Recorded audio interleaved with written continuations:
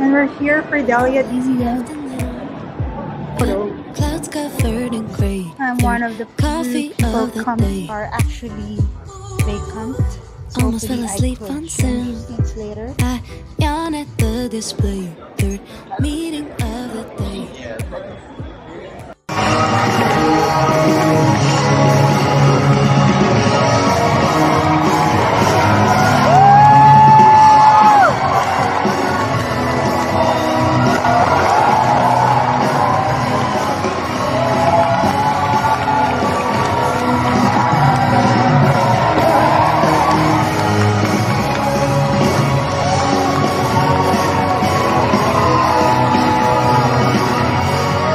For Delia D. It makes everything all worth it. Thank you for believing in Philippine artists. Thank you for believing in Philippine theater. Buhay na buhay po ang Philippine theater. So wag na wag po tayo magsawa. Of course, pwede naman kami yung papaliwanan ay may malaking aral para sa atin. Actually, magpunta sa lahat ng mga artists. Sa ang galing nyo, sa music, sa mga iconic ng songs talaga. Sobrang mga songs. At talagang familiar lahat ng songs. Siyempre, kilala natin sa mga pinaka-iconic. Just came from watching Delia D. It was a very, very, very good show. I actually cried at the end.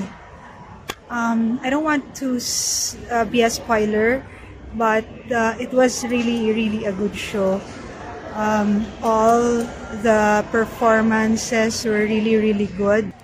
All fitting din lahat ng mga songs. Parang hindi pinilit. It's not that popular as compared to the other productions like Into the Woods na parang dinagsa.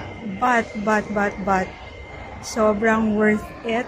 Very good theater actors were there. Also, Philharmonic Orchestra accompanied this production. Kanina, it was star-studded yung audience because people like Vice Ganda, Ryan Ba, the management of ABS-CBN were there.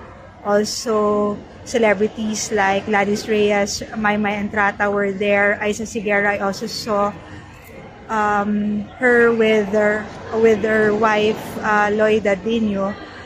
It was a spectacular show.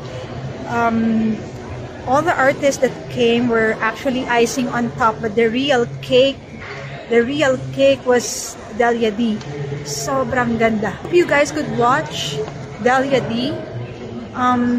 This is only a side trip to my Taiwan vacation, and it was worth the side trip. It was worth booking 2 nights, extra nights to stay in Manila just to see this show. I was not expecting too much of Delia D, but it was above my expectation.